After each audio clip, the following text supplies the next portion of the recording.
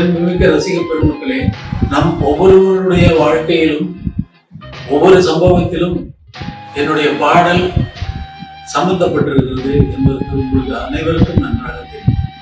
ஏதாவது ஒரு சம்பவம் நடந்தால் ஒரு பாடல் உங்களுக்கு ஞாபகத்துக்கு வரும். ஒரு பாடலை நீங்கள் நினைத்து பார்த்தால் உங்கள் வாழ்க்கையில் நடந்த ஒரு சம்பவம் நினைவுக்கு வரும்.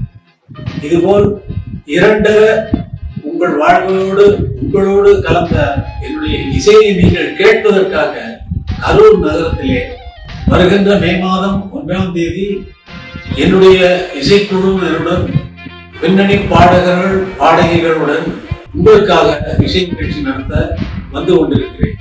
நன்றி, வணக்கம்.